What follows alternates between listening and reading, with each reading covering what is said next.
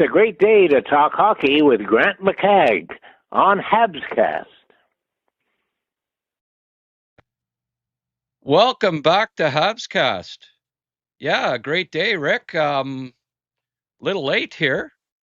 Sorry everybody for the lengthy delay there. I'm a boomer, and I'm not afraid to admit it. And sometimes, apparently, Bluetooth was on my phone, and that was preventing me from hearing anything. And connecting Bluetooth on uh, uh, on my laptop, and so I couldn't hear anything. And of course, I mean, it's not always the case, but usually I want to hear Rick and hear what he has to say. Rick, a pleasure to have you back on, my friend. Happy summer brunch to you. It's almost summer lunch now, but we got it together. Apologies, everybody, for the lengthy delay. This can happen when you're going live and you've got a boomer doing the production. But anyways, how are you today, Rick? I'm great, Grant. Good to hear from you. Happy that you got everything sorted out. You know, it's not easy, right? You're host, producer, researcher, director. I mean, it's a lot of hats you wear. So these things will happen once Yeah, in a while, well, and we got great listeners. They'll understand, I'm sure. yeah, I hope so. Can you hear that doo noise? It goes No, I doo don't hear that. I didn't hear that. doo. Okay, good. I hope nobody else can. I guess I got to get a new USB hub too. This one, it always keeps saying device not recognized and Oh, doo God. doo. And there it goes again. Oh well, I'll have to put up with it, but hopefully you fine folks don't. Uh, oh my God, here it goes on and on. Anyway, uh, hey, welcome back to Summer Brunch. So glad to see you again, Scotty Powell. Good morning, Grant and Rick. Hey, nice to have you. Nice to have you tuning in. uh, I hope you went and got a coffee, folks, when while the delay was happening here. And anyway, we've got a great show lined up today. I have what I think, Rick. I have been really impressed by this prospect in the preseason, and I think when I look back a year from now at my rankings, and I don't imagine you've got him too high either at this point, but Mhm. um, we look back a year from now, he might be the one guy that moves further than anybody else on the list. Oh, good. You had a look at some of it there. We'll get into it in a few minutes. I did want to bring up uh, and of course my notes now are gone that I had put up because I had to restart everything. So I am going to have to find the notes, but it looks like expansion is coming to Houston or Austin, and I would suspect it will be Houston, but Bill Daly made an announcement there, Rick, that it sounds like before the end of 2026, it will be confirmed that there will be at least one more expansion club before the for the start of the 2029 season, and it will be in Texas. Your thoughts on that? I hate to hear that. I really dislike it. And Grant, the reason I hate to hear that is that when you have like a glut of so many teams, right? What happens to me is a lot of times your best players are, the ones who are leading the success or failure of your team. And then what happens is that it becomes a situation where you almost it's almost like avoiding injury is as important as the talent you have on your team because you don't have the depth anymore, right? One wrong guy gets injured and you're basically done with. And I hate that. I really hate that avoiding injury becomes more important than the talent you have on the team. Or I wouldn't say more important, but at least as important. And it shouldn't be. The team should be at running, four lines, six defensemen that can play the game well, that can be a factor. And you're going to take that away. I think it's just going to be ran by your upper players are going to carry your team, and everybody else will be just there to limit the damage, basically. It's unfortunate. I 100% expected it to happen. And I think after this expansion, 10 or 12 years later, they're going to announce 38 and then they're going to announce 40. And it's just, it's not, they're not doing this to make the game better, obviously. It has nothing to do with the quality of the game. It's only about Yeah. how much money they can make, and they're making a fortune, so they'll continue to expand as quickly as they Yeah. can.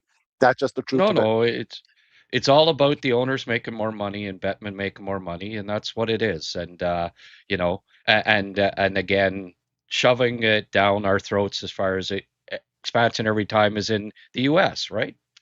Right. Every single expansion that has taken place in what the last 30 years has been in the U.S.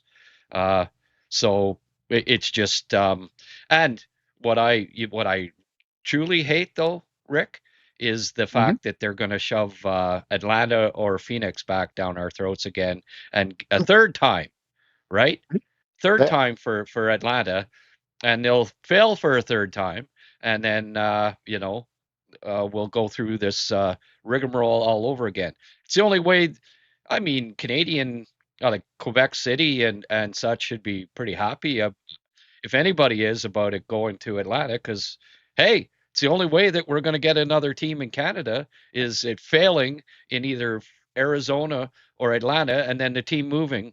It went to Calgary and went to Winnipeg, those two the last time. So maybe, in Quebec City, they're licking them chops and saying, "Oh, great! 5 years from now, we're going to have a club again because they won't give us an expansion club, but they'll move no, it there when it's failed yet again." exactly, Grant. And what's going to happen is that the thing with these expansions too is that when they happen, they're successful at the start and everybody gets excited, but it's not the short-term game that you got to worry about. It's 5 years down the line. And does Atlanta have enough of a hockey market to sustain 5 years down the line this team not doing well? Let's say great for Vegas. I mean, they won a Stanley Cup quickly, good for them. But I mean, the Seattle doesn't seem to be gaining any traction in this league. I don't know how great the the interest isn't the city for the team anymore, just because they haven't really gone anywhere. So can the team sustain if they're struggling? That's more the question. I mean, everybody knows when a team is winning, the market is fine, but there's only one winner at the at the end of it. There's only four top four teams in the league. There's not more than that. You know, I don't understand. Well, I mean, I do understand, I should say, but I almost wish they would have went to Europe instead of going back to the States. I would have said, okay, well, at least Europe is totally different and it might be exciting. The first North American sports league to go into Europe and see how that goes. I would have been more excited about that. At least I would have said, okay, well, that's interesting. Uh, Yeah, but again, the same markets, the same people trying to get a team. I hope, and again, I don't think it's going to happen. But if they are going to go to between Austin and Houston. I do hope it's Austin. At the very least, it's an up and coming city, and it's a little bit different. And I think that makes more sense because it'll be their first big, professional team. I think they might have a soccer team. I'm yeah. not sure, but at least No, hockey's going to be there. I agree. I agree. Austin, and then we can have two music cities in the NHL, right? They Yeah, can, you know, um, it's true. for us musician types, absolutely. Uh, I, well, I'm not a musician, but music lovers, I guess, is the proper Yes. description. Austin City Limits, of course, is fantastic. Oh Uh, yeah. you know, um, that was a great show to watch back in the day. I know you don't watch a lot of shows, Rick, but I take That it I do. that you used to watch Austin City Limits. Oh yeah, I still have a PVR. I think I've had it for 4 years now. The John Prine tribute show they Oh did. yeah, I yeah. just love that one. I listened to that one quite a lot, to be honest Uh, with you. I love the Wilco ones and the all of Oh that. yeah, There's a lot of great ones, but sure. um, we have 32 teams is perfect. No need to have more. That comes from conservative lawyer. Surprising that conservative lawyer would say that. I want to hear from progressive lawyer who probably says, "Hey, we need 40. We need 40 teams. Keep them coming." But no, not a big surprise that conservative lawyer would say such a thing. But yes, um, Quebec City will never have another team again. They don't have the money. I don't know about that. Yeah, all these franchises are making money, so sure, I think they have the money, Mark, but I know what you're saying. They want, rich owners, and but I don't know. You don't have to be rich. You just have to have enough to freaking buy a team, get a team, have the building, and all the TV revenues and expansion revenues that keep coming in, it's sustainable. But anyway, I know what you're saying, Mark. Totally agree, lads. It waters down the talent and depth in the league. Yeah. Conservative lawyer Hamilton could get one day. I think last time it failed more because they didn't like the owner, the BlackBerry dude, Jim Basile. Yeah, that was a good movie. The one about BlackBerry. I enjoyed that. 2 billion is the minimum expansion fee. That's a lot of money. Yeah, but you make it back. Greedy owners want expansion fees, but quality will be watered down. I agree. And 100%. also, it hurts the teams, right, Rick, that have built the right way. Uh, and Montreal Canadiens are a perfect example of that.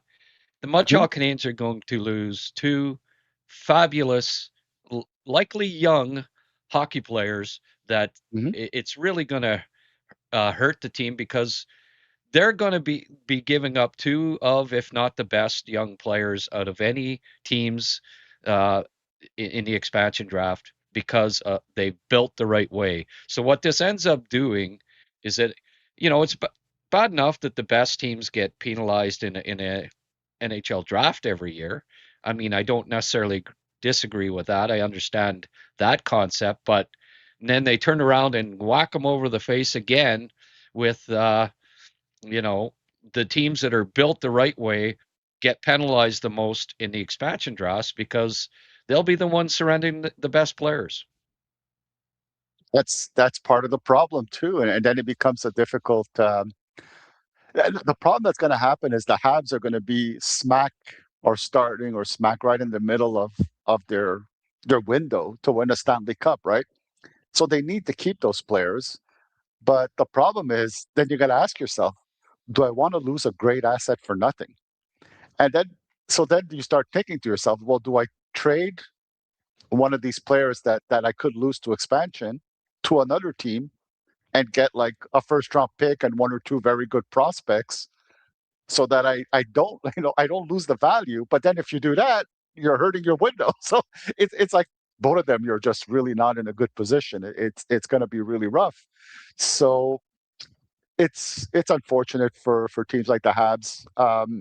I wish, and I understand with the billions of dollars you're paying, you want to have an expansion draft that gives you a lot of big talent right away, and the league is going to do that. But it shouldn't be because more than ever, again with 30 teams, let's say, or 32 teams instead of 26, and with the expansion draft rules what they are, as I said earlier, there's less depth of talent available in your roster because of how many teams they are. So the players are going to lose are going to hurt you even more because they're bigger impact players. So it's a really huge loss. And I think, you can't disregard the possibility that maybe the Habs are going to have to think like we're going to have to take almost a step back in this window and trade a good asset for a future one because at least if I don't lose value. But I don't envy them. It's a really rough decision to be in, and both of them are not very good. Yeah, yeah. And also on top of that, we've got um I want to show a little thing here because, these US tariffs, right? Like you push Canadians, Rick, and you can see that they're kind of fighting back, right? But Um, yes, so here's just an example of an American, right, picking a fight with a Canadian and it not it not turning out so well for him. Wait till the Canadian gets up, says, "Oh yeah," pulls the jersey over his pulls the jersey over his head and says, "Okay, all right. Here's a tariff. Here's another tariff. There's another tariff. How do you like them tariffs, American? Right? What do you think of that?" why start anything with Larry Robbins? Why? My Yeah, only words or to Larry or Robbins will this be, guy, 5 minutes for fighting. "Oh, Right hand is ready. Boom. Right there. And look at Mike Peluso. Peluso, He's American Mike staggered. Peluso on Wendell Well, Clark. oh, oh, Wendell, yeah." 5 minutes for Ooh, fighting. there's a few more rings. He Again, just we're nice till you push us too far, Rick. and then you know. Anyway, I just I it was is the wondering talk. why. Yeah, I was it wondering is the why you're on talk. that Toronto take. Yeah, well, because Wendell, Okay, makes sense. you couldn't help but respect Wendell Clark. I Oh mean, yeah, come yeah, on. He was yes, yes. 5'11". He was 5'11", and Mike Peluso's 6'4", and he pounds the living daylights out of him. You know, Canadian on an American bully, right? Trying to push him around. Anyway, we're nice. We're nice till you push us too far, and we're gonna see what you know. I don't know about you, Rick, but I'm back at the grocery store looking at products and saying, "Oh, is this Canadian? Yeah, okay, I'm buying this. Is this Canadian? Yeah. Oh, is this American? Yeah. Maybe I'll get the Canadian brand." Oh yeah, no, Anyway, I've been too. I've been definitely doing that even more recently, but no, I've been doing yeah, that for the last little while. But I think I've always, even before this whole thing happened, though, I've always did a little bit yeah, of an effort to support my our Canadian neighbors and farmers and producers. I think we have so much good quality stuff. I mean, I love my spirits, and there's good Canadian spirits out there now that are top quality that I really want to support. And I also try to support the little people as much as possible, the independent yeah, producers and things like that, whenever I can. But it is difficult to do sometimes due to the cost and all that. But we do our best. yeah, for sure. Is there good Scotch from Scotland or? No, well, I mean, if you want to go to Scotland, Alberta, there's a little town there. Yeah. From from there's little producers in Quebec that once in a while have a little something, some nice rum or maple whiskey is a fun little digestif, if you will, after a nice meal. And I always love my maple whiskey. And there's what the Anglophones call Cabot Trail is called Coureur des Bois here in Quebec, and I love that. So that's my Okay. Canadian supporter. All right. There you go. Um, just a little more details on this expansion draft. The Okay. Daily was saying, we have agreed on the framework of a transaction. The NHL hopes to have definitive agreements completed as early as December 2026. Houston is explicitly the priority market, Austin the alternative. Dan Friedkin, Pursuit Sports, has exclusive rights to pursue the next Texas NHL franchise. The league entered a 6-month evaluation process with his group in June. The agreed expansion fee is $2 billion. Bettman has put Friedkin's overall investment at approximately $3.5 billion, because roughly another $1.5 billion could be required for a new arena. Daly expects another meeting update with Friedkin Group in September. If everything checks out and the Board of Governors approves it, Daly says an expansion announcement could come before the end of 2026. Their projected first season is 29-30. That makes a summer 2029 expansion draft the logical projection. So the arena is really the outstanding issue. Bettman has said both Houston and Austin would require a new building. Houston does at least have a potential bridge. Rocket owner Tillman Fertitta has said he has no problem with an NHL team temporarily using Toyota Center while Friedkin builds a new arena. And Friedkin is no random prospective owner. He's Houston based, runs the Friedkin Group, and his family already owns Everton and AS Roma. The NHL has apparently been talking to Friedman about Houston for roughly 2 years. So, um, whatever. I mean, Southern Ontario's got a huge population base too, and there's only one NHL team. But again, they probably won't go there because it's not Southern U.S., where I think it apparently has to be if you're Gary Bettman.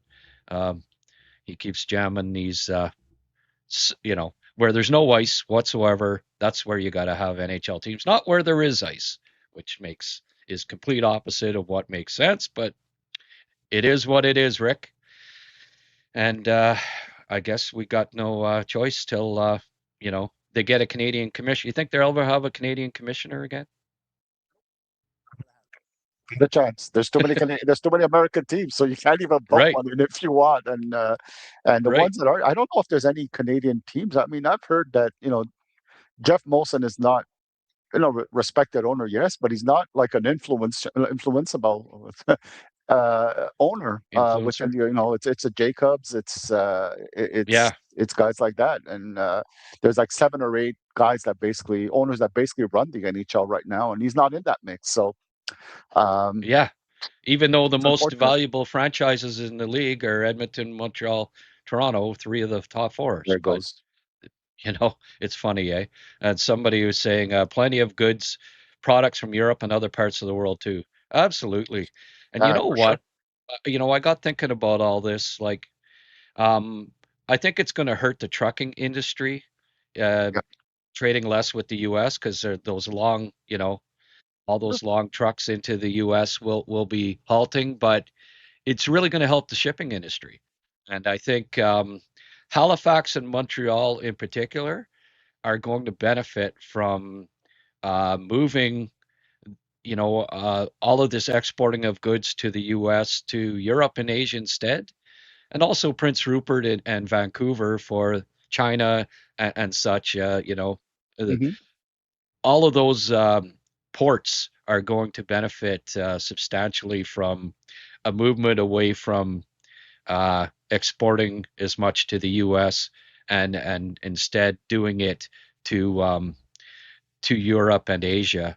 Uh, Montreal is building a new infrastructure there for their rail system too, which Hmm. is going to it's good, great timing. It couldn't be better timing for Montreal because it, major port, obviously the major port in Canada, and it's going to result in, you know, a shift away from trucking goods in Canada to using rail again.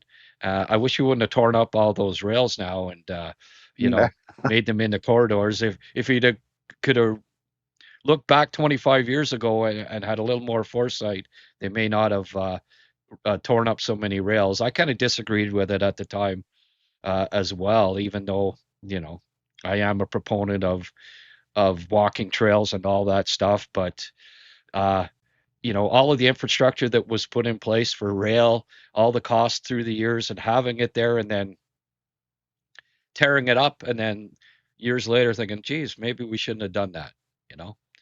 Hmm. But I think Montreal is really going to benefit from this shift away from uh, transporting goods to the U.S. and shipping them overseas, with Montreal being, of course, one of the main ports of North America. Yeah, well, as somebody who lives here, that the only challenge is going to be just when you get, as you expand your port and get more things, you need to have um, ways to get in and out of the port. That's a lot easier than it is now. I know they're trying to rebuild True, that whole area a lot better, but it's going to be a challenge. Montreal is one of the. I think people forget Montreal is one of the first cities that were built in North America in a way because of the port being there by the water. So it true, wasn't built for today's world. I mean, Toronto had the advantage of starting, expanding a lot later than we did, so they were able to prepare a little better. Um, true. and so the roads are smaller, tighter, a lot in rough shape. So it's a challenge, but hey, we're up to a challenge, and Yep. you have to be able to stand up when it's time. And I think maybe it's time for Canada to do better on their own and be a little less reliant to the rest of the world.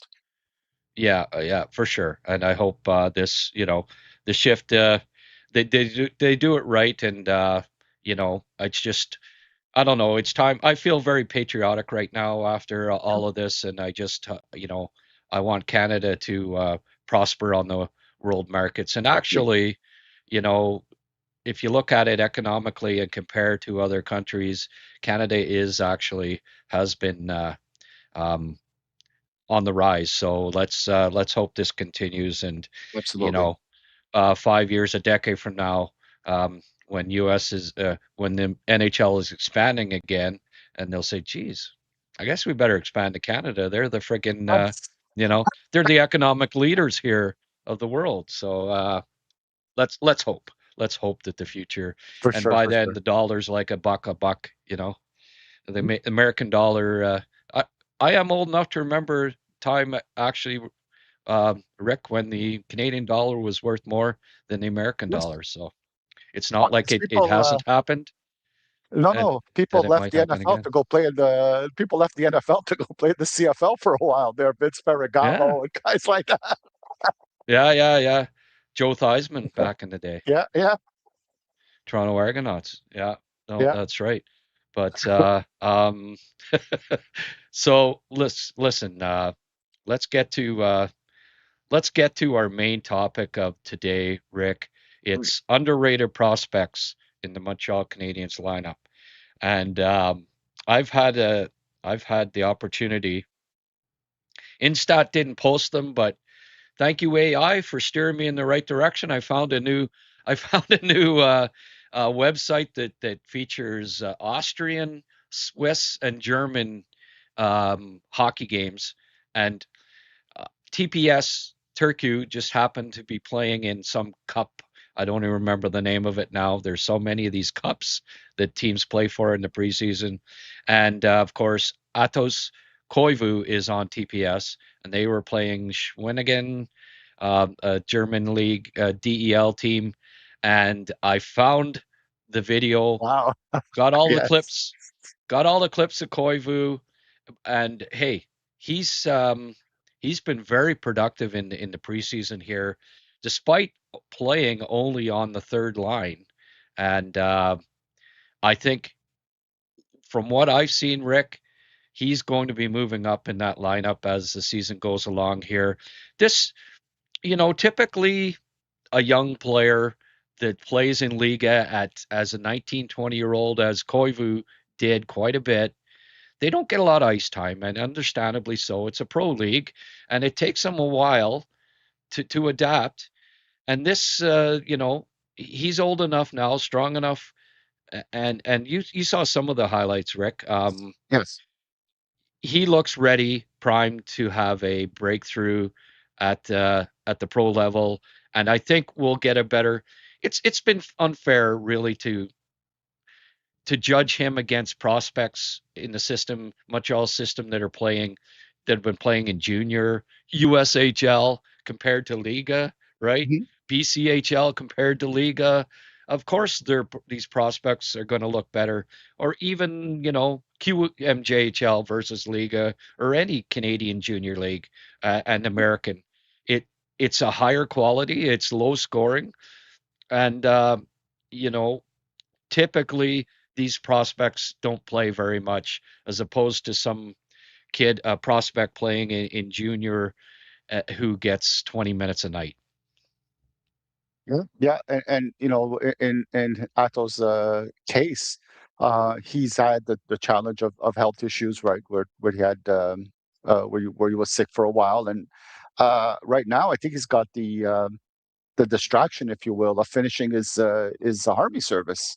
I think he had to do a little bit of that this summer. So he, in this particular case, I mean, as you said, it's hard enough to manage, to compare Liga to other leagues, and the ice is different, the level is different, even the style of play is very different. Super conservative, but on top of it, in this case in particular, he's had different challenges that even other regular prospects have not had to face. So he's not somebody I have ranked very high in my personal rankings of NHL prospects, but I recognize that he's also the kind of guy that, as you said earlier today, by the end of the year he could shoot up, and I would not be surprised when we do our rankings. It's our current prospect rankings. In a few months, the rankings are always a little different, so you got to keep Yeah, your mind open that things could change. But the clips you showed me, to be honest, were really, really encouraging compared to what I've seen in the past. There was some noticeable um,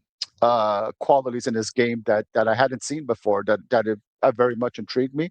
I could mention them after we see the clips and let the people yeah, make their minds. But there's little things that I've seen in this play that were encouraging to me, Grant. yeah. Well, let's why don't we have a look at the Sure. why don't we have a look at the clips here. He's number 9 in blue. He just was up along the boards there. That first clip, I guess, didn't identify him, but he's on the left side here, and he's on the first power play, which I think is encouraging. But they did start him third line.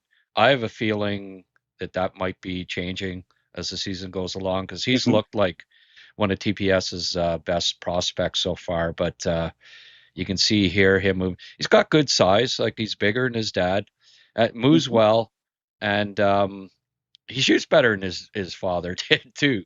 Not not as quite as competitive, not quite as smart, not quite as agile side to side, but there are some good. I can see why they picked him in the third round. Like the skill package is there, Rick, and I think it's just a matter. He had to battle mono the one year. Okay, Yes. here's his goal. Here's his goal. Here he is in the middle of the ice. But you'll see the speed. He's got good. And now look at the release. Oh, I wish there was these highlights are uh, not the best, and we're going to show this again here, but I wish they showed the close up because he really did snap that baby right in the corner. But you can see that he's got really good wheels, um, and a great shot, and that gets that gets you. It's a great start. It's a great start to any prospect. If you have decent smarts, and I think he does, I just really feel that and it might partially be Rick that the Koivu factor, right? Like if his dad wasn't Saku, would he have been playing in TPS 2 years ago on the? He'd have probably been back in junior. I really believe that, and there for was sure. probably some influence there, right?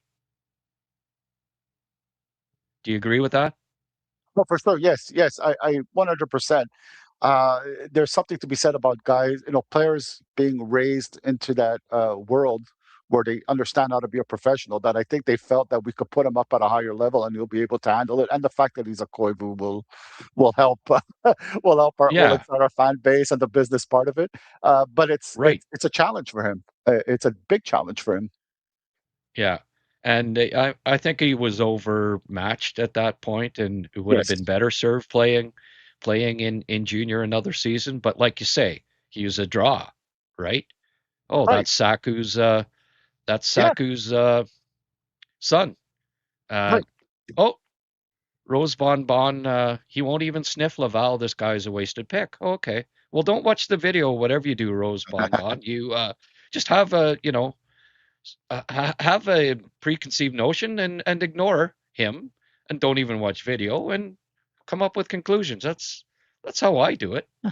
Hey Rick, is that how you do it? I think it's a very harsh assessment saying, he won't even sniff Laval. Ooh, you could say, I Yeah, don't see him as a top prospect. Okay, fine. Third round players are not usually top prospects in most organizations. I understand that, but right. I think, saying not even sniff Laval is it's a bit harsh for no reason Yeah. to be so Well, I'll sure of go that. one further, Rick, and because I'm not as nice a guy as you, and I'll say it's ridiculous statement. But anyway, thank you for for tuning in, Rose Bombo. And I think this is your first time probably on here, and you just came in just to say that, and you're not even going to watch the video, right? Okay. But anyway, thank you, newcomer, for joining us for 10 seconds. And then what my guess would be leaving again. Bye bye. I think Here, that the aspect of his game, Grant, that I said before that stood out to me, and it's a subtle skill, but one that I think serves you well in the NHL. I love his capacity and his willingness to gain really good body positioning on his opponent. So I've noticed a few times where he kind of moved in quickly, gained body position between the puck and and the opponent, and that gave him the opportunity to check properly, which is a big part of his game. But also, he does it in the offensive zone really well, and therefore that gives him a pack to the net with a great shot that really helps his game overall. That's intensity, that's hockey IQ, that's anticipation. Those are really important skills. Again, some that there, maybe look at are right not as there. obvious. That's there. Another great There example was right a there. good Yes. example of it right there, Rick. We'll just back this up. See how he protects right there? Beautifully done. There's a prime example of what good timing, Rick. Just as you were saying it there, that he, but I don't see any major flaws. Like he competes. He's a good skater. He's got good size. He's got a very good shot. Um, like there's no major flaws to his game right now, and that, uh, as far as I'm concerned, makes him an underrated prospect that maybe, you know, and it happens every year, Rick. I've done Habs prospect rankings for 20 years now, and you look back at it in a year's time and you go, oh boy, I had that guy way too high, or I had that guy way too Yeah. low. Oh, And yeah. I'm I'm confident in saying that this kid is going to have a productive year for TPS this year. He's on the first power play in preseason. That tells me a lot. He, they had a preseason game where they won 3-2. He had the goal and an assist. He scores a goal in this game, and that's playing third line and then only power play, but scoring the goals even strength. I just I mean, he's only going to improve as the season goes along. And Yeah. what I see here is a kid with top six skill all day on this team, and that will eventually. And it doesn't hurt that he's a Koivu either. I think No, you'll see his no, ice it time go doesn't. up as the season goes along, and you'll see. Sure. I think we're going to see good production from him this year in Liga, and that Yeah. all of a sudden a prospect that I honestly, Rick, for a couple years thought maybe, hmm, he was picked too high because he's a Koivu. I'm in really studying this guy. I look back at some videos since the end of the season and also in the preseason so far. He's taken a step and a big one, I think. And I believe, no, actually, him being picked in the third round, time will tell, and that was actually solid value for the Canadiens. I think that's a very, very realistic assessment, Grant. Again, the last few years have been challenging for him in a way that it hasn't been challenging for other players that were drafted. You got to give him a little bit of grace for that, and not, be a little patient and see what happens. I think, interestingly enough, if I had to find like, an area of his game maybe to work on a little bit, and it's interesting because it's the best. He's probably at the best place to improve that little flaw. Is once in a while, I felt he held onto the puck just a little too long, could move it a little quicker. But this is a great place for him to work on that because he's playing against men that are really fast on him. So he'll have to improve his part of his game really quickly. So it really works out really well for him. And again, I'm sure growing up around his dad, his dad was a no nonsense guy, very serious. Saku was not known as a jokester or a prankster or a kind of guy who takes it easy. He was known as a very serious, devoted, hard nosed hockey player. And Yeah, I think he's got some of the same things. And I think he'll know what to improve. And I think he's got that yeah. probably that Here, mentality to say, okay, I'll Rick, do it. Rick, I Yeah, got to just interrupt you here. That was the end of sure. the video there of the game, and here are Okay. his goal and assist in the next game that he played. Um, Okay. okay, here he is with the puck. Ooh, seemed to get rid of it quick enough there, Rick. I And did. He then did. That's a boom, good play. beautiful. Beautiful. And then Beautiful. this one here Oh, nice. comes up. Got rid of it at just the right time there, Rick. Um, Yeah, yeah. uh, so your last comment, the timing was good. This one, not so good. It's kind of. But I agree. Like he's not, he doesn't have the vision, playmaking skills of his dad, obviously. But um, and that's something that he'll need to keep working on, I guess. I haven't really noticed that he holds on to the puck, and I'll keep a closer eye on that in the future, Rick. It's not something that had jumped out to me, but could very well be. We'll just look at these two again. Um, Again, he's got good speed, and I really like his release and his shot. I think it's the one thing that stands out above his dad is he's a better shooter. And then I really like that pass too. Yeah. He held on to the right, yeah, and this is against Luco, so it was, a good Finnish league Yeah. team. So that was the game that they won 3-2, and he basically won it because there was a minute left on the clock there. So he had Hmm. scored their first goal, and then with a minute left, made that great rush and pass Wow. to secure the victory for TPS. And as I say, um, I think this is only just the start for Koivu this year. I I like what I'm seeing quite a bit, and I think we're Yeah. going to see a breakthrough from Koivu, and just add another guy to the growing list of Yeah. promising young prospects in Montreal's system. I see second line upside there. Now, there are certain parts to his game I like more than Jurowski at this point. He Mhm. skates better than Jurowski. He's Yeah. more Yeah. competitive than Jurowski. I think he's got a better shot too. So don't count him out as a prospect that down the line, at the very least, competes for a middle line spot on the Montreal Canadiens. I think the tools are there. He's just like Zerowski, just like all these guys, Hage included. They got to put it all together. But the I see the package there, and I didn't necessarily see that 2 years ago with him. That this guy could, don't count him out as somebody that one day maybe is playing on Montreal's second line. I think it's a long shot, but at the same time, I'm not discounting it. Now, you know, Rose Bombo would be absolutely correct by saying he won't even get a sniff in Laval. He might be right about that because he may not even play in Laval. He'll go from Liga to the Montreal Canadiens when he's ready. So, Rose Bombo, maybe you're right. Maybe he won't even get a sniff in Laval. And it'll only be because he goes from Liga in a couple of years and makes the Montreal Canadiens and never plays a game in Laval. That would be the only scenario that exists where he would not even get a sniff in Laval. It's not nothing is impossible. Like, look, again, I wasn't sure about him, but what you've shown us, there is enough there to say that the idea that he'll improve greatly this year and really step up, it's totally not out of the question because that what we saw was impressive there. Let's give him a chance. Let's see how it goes.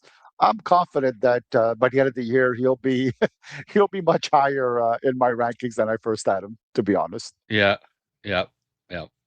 By the way, Rick, Yeah. speaking of your rankings, um, Yes. you got a little announcement for him? Yeah, finally, I mean, it took me forever, guys. I understand, but I'm working on them right now, and I think by Wednesday I'll be able to give it to Grant. Grant will have to make some corrections, like he always has to, because writing is definitely not my forte. But I think by the end of this Oh, week, well, my rankings will be ready. I'm working on them. Um, and it's never easy to rank guys, right? As you know, right? Who do you rank between 11 no. and 12? Who do you rank between 9 and 10? It's a challenge, but I'm really curious to know what people are going to think about it, and Yeah. I'm sure it'll lead to some discussions, and I'm sure some people will look at some players and go, "What the heck were you thinking, Rick? That makes no sense." But I think some of them will be food for thought, if you will.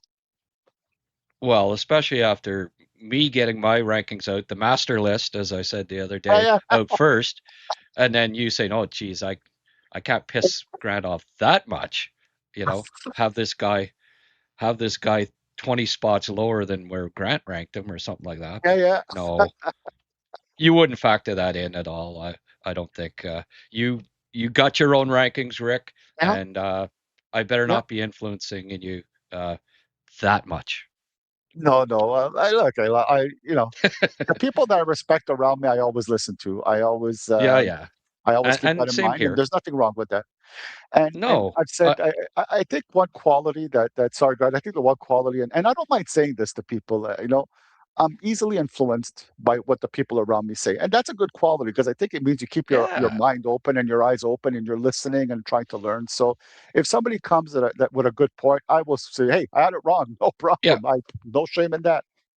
No, exactly. And Rose Bombo especially. If if he makes a point, I take it to heart and I listen to it. And he's being a little sarcastic perhaps now. He could even skip the second line and go straight up on the first line. Yeah, maybe. You know, Maybe saw the clips. uh, yeah. Now you're finally, Rose. You're finally catching on here. Yes, he's not going to even get a sniff in Laval because he's going to go right to the Habs. And well put by you. I didn't realize it at first that that's what you meant, but yeah, exactly. He's not even going to get a sniff in Laval. Okay. By the way, Rick's. So you're going to have write-ups then on all these prospects too, right? A Just little like our something. good friend Blaine did. Um, oh boy, more editing for me down. Oh well. Oh, that's okay. That's great, Rick. I didn't ask for that. I just wanted a ranking, but I knew as you always do.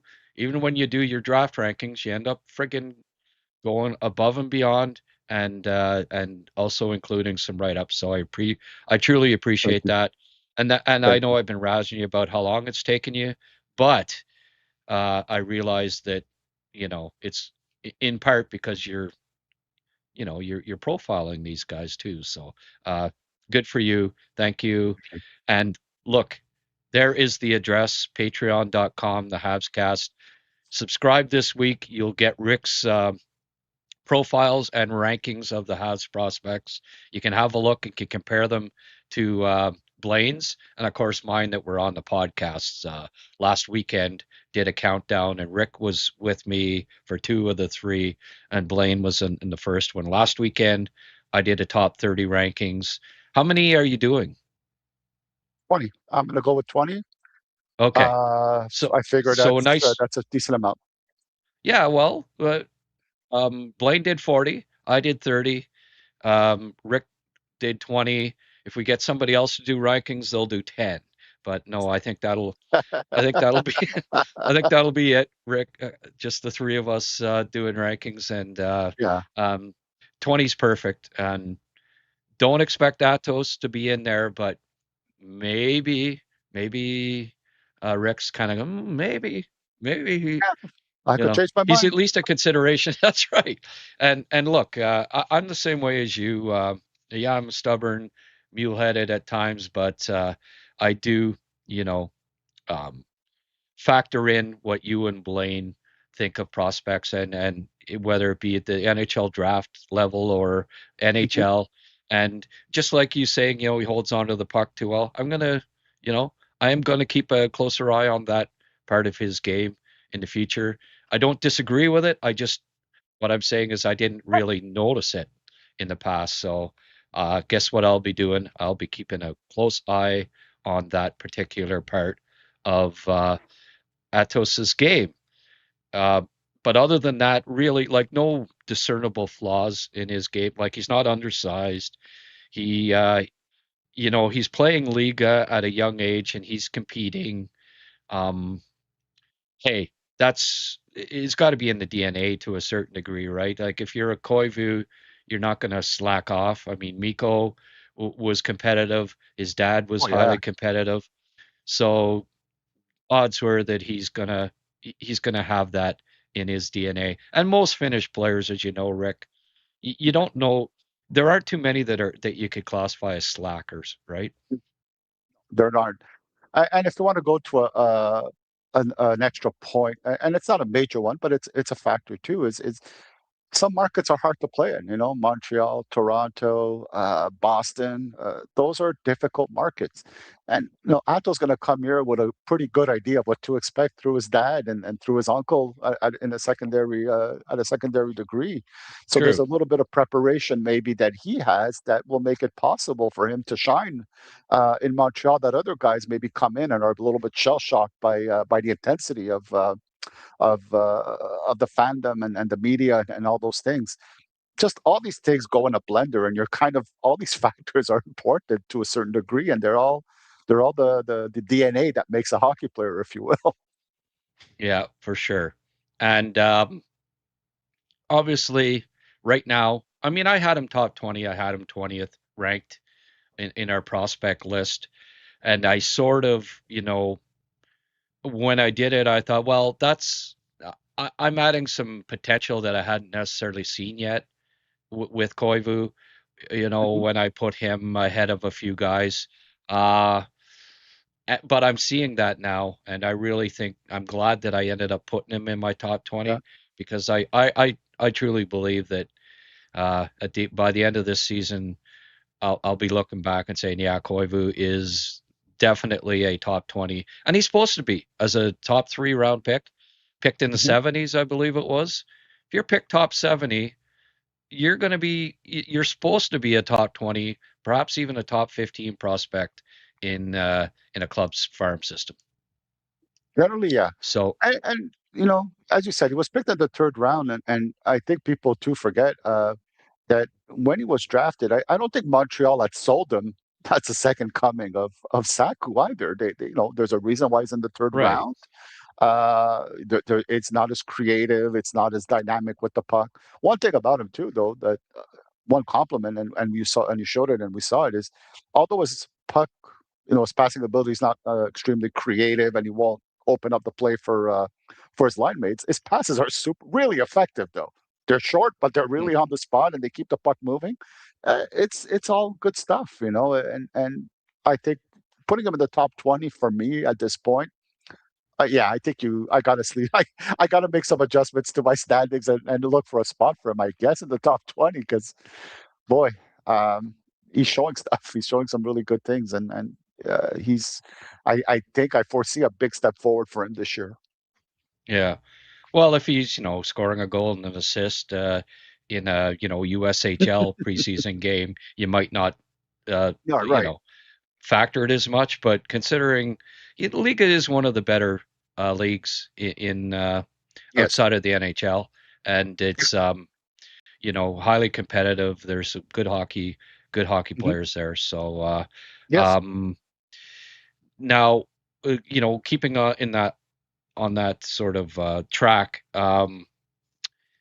Underrated prospects. Like I asked you to maybe come up with a couple of names Mhm. that for you right now, y- you know, I ask you, what Habs prospects do you think by the masses, media and the masses, the fan base might be a bit overrated, who you like maybe more than the consensus? Okay. So I want to preface this by saying that when you're looking at underrated prospects or prospects in general, there's two ways of looking at it. You want ultimate talent, ability, all those things. Also, you can look at it another way and say which one of these players playing his style of hockey has the best chances to make it to the NHL and find a role in what he could do well. That was that. So I tend to go more with the second option sometimes. Some guys are more talented or skilled, but I don't Well, think it translates as uh, well to an I NHL have player an idea as of what well it one of could be. your guys is. I have an idea of what one of your guys is going to be then, but go ahead. Okay, all right, all right. Pronounce his I think name. I'm going to surprise you. Uh, Pronounce his name correctly. Okay, Well, I got go two ahead. of them. Two. I'm going to give you two names that I think are probably Yeah. higher rated by me than by other people. One of them, two of them, I find them very easy to pronounce, to be honest with you, Grant. But one of them in particular is I mentioned his name, but Alexis Cornoyer to me is a really good prospect in goals, and I know goaltender is really hard to project, but when I see him, I I got Jacob Fowler vibes a little bit, Grant.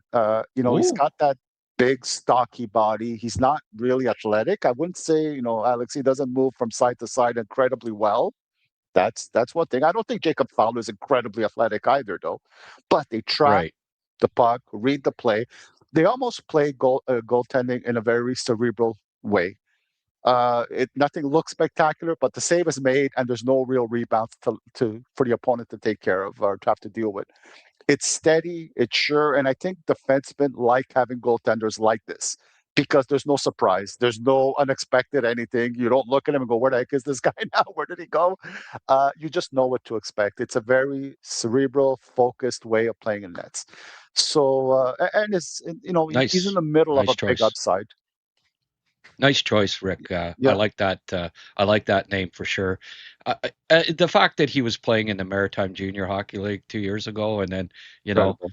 uh, i- the I always like guys that are on a Yeah, upward trend, and there's no doubt about that. From that to putting up great stats as a freshman in college hockey, and I agree, maybe not the most athletic, but it's so important to be positioned well, to read the play well, and have compete and IQ are underrated parts of a goaltender. And yes. I think Alexei Cornway has both in just like Jacob Fowler. Nice. I like how you compared those two. All right. Thank you very Um, much. and who else? Okay, the second one is a player that I think, if he makes my top 20, will be barely, I have to admit. It just, I don't hear his name enough, but there's something about him that tells me he could become a fourth line energy player. That's a pest. I went with a guy that I didn't even was a huge fan of at the start of last year, but he grew on me a little bit. Was Parker Trottier.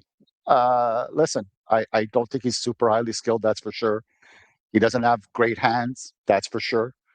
But in his role in the NHL and what he could do in the future, he's pretty good defensively. He plays on the penalty kill. He plays a simple in-your-face game. He gets under the opponent's skin. He's combative. Uh, I could see him becoming a sort of a Steve Bijan type guy, not always in the lineup. If things go really well for him, he's got a long way to go. I'm not saying he doesn't, but he could be that energy fourth line, limited minutes guy that when he comes in, he gets the emotion going, he gets things going, and maybe there's a world out there that he could squeeze himself into the NHL in a support role.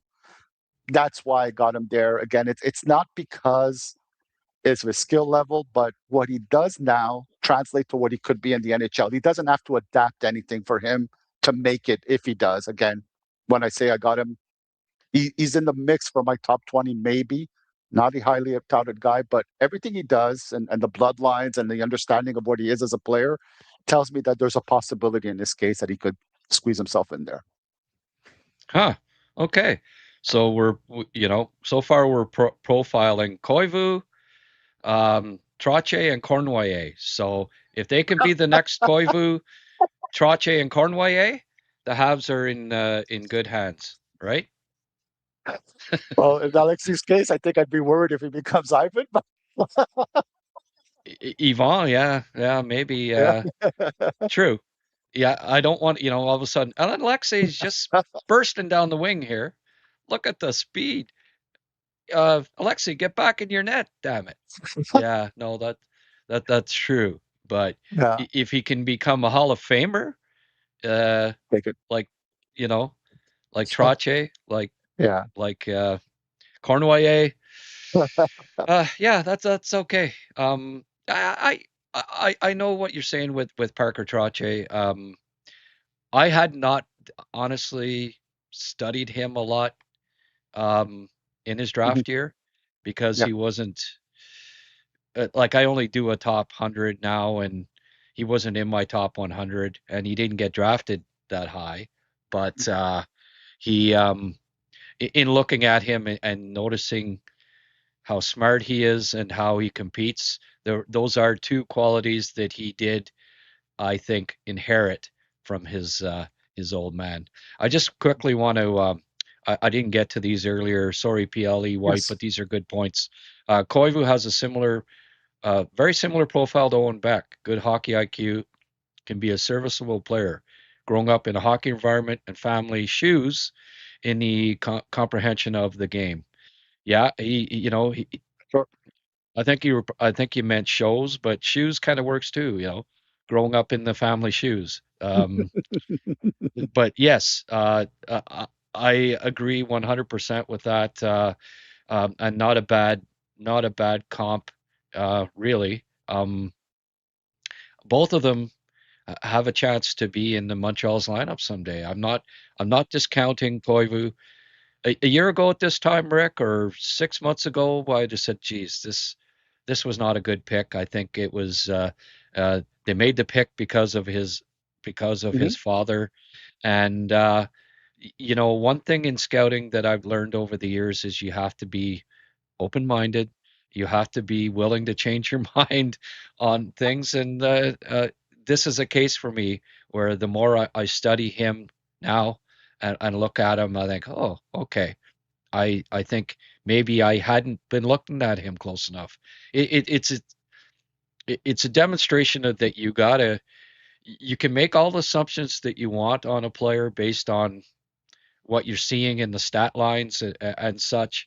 But if you don't actually take the time to look at the player, study him, and not have foregone conclusions, you get a better read, and you can change your perspective on prospects. Absolutely. And the players, I mean, um, you draft guys at such a young age that some of them have kind of reached their potential at an earlier age, and they can't take that final step. And I often compare the difference between a prospect and the NHL, or the AHL to the NHL, as a football analogy. I do a little bit. 10 yards is not a long. It's not a long distance at all to get that first down in football.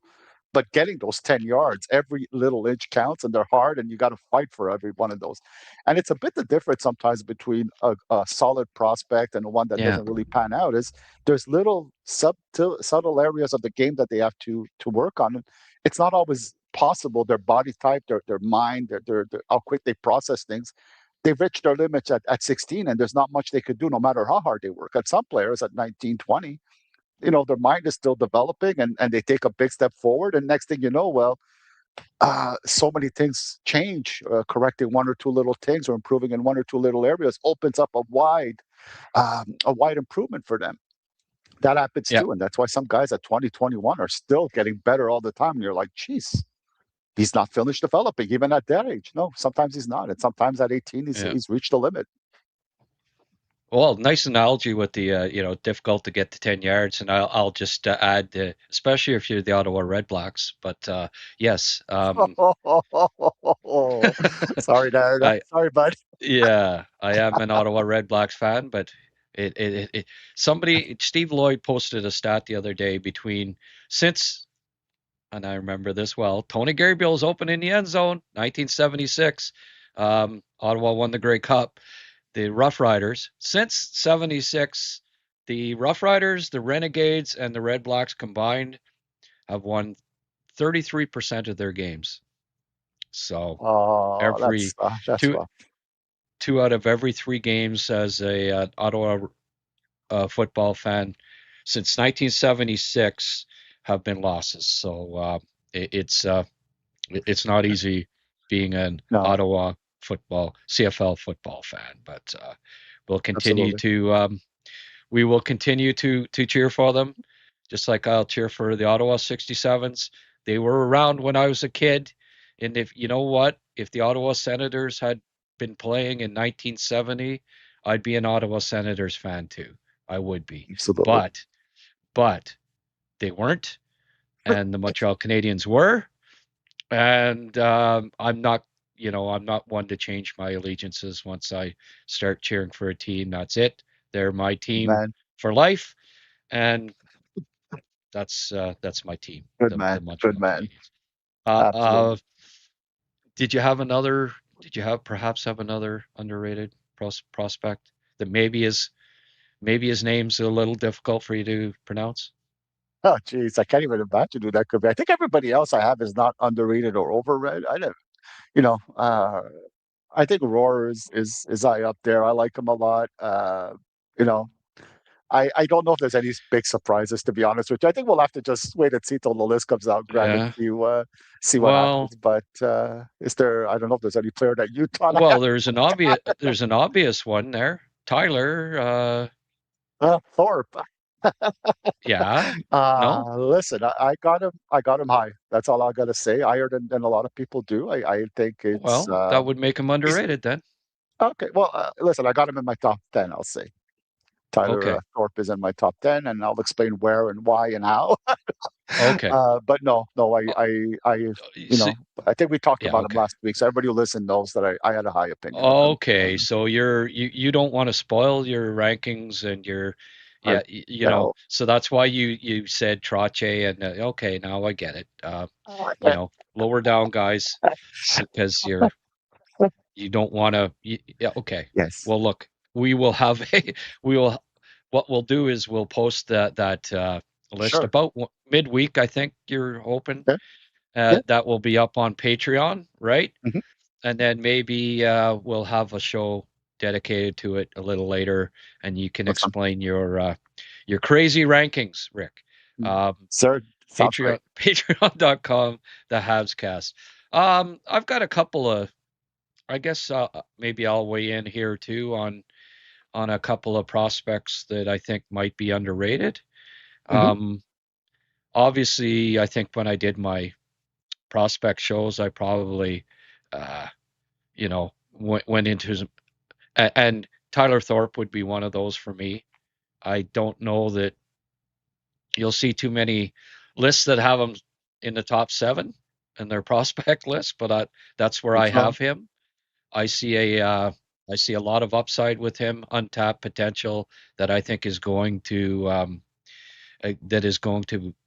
be evident in the future here. I believe that he has a very solid year in Laval this year in his second pro season. Bigger guys typically take a little longer to sure. adjust to the pro game, and I see him uh, making a big step this year. Rasmus Bergquist obviously is another one that I like a lot and probably more than other people. And I just think his all-round game is really solid. And he doesn't make a lot of mistakes. If in looking at this list, there's several, but the other guy that I think I may have underrated as far as the rankings go, and we'll get a better idea this year. I think playing in Europe as well would be Philip Eriksson. Um, yeah, he had a hat trick. It, that doesn't hurt in his first exhibition game. He seems to always. I called him Mr. August uh, um, the other day because if you remember last year, Rick, he came out of the gates and was the leading scorer in the SHL in the Yes, first couple of weeks of the season. It was yes. September, but I do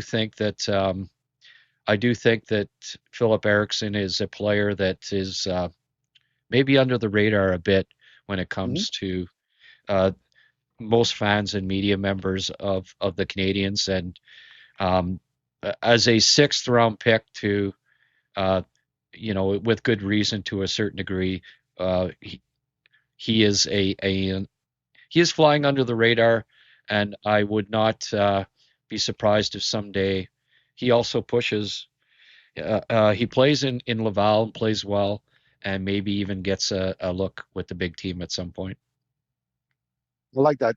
I like that player a lot. To be like as you did, and I know true of it, a lot of it was through your videos. I mean, the fact is that he certain value positions kind of give you a little bit of value more than others, and being a really solid center at a high level is a big plus.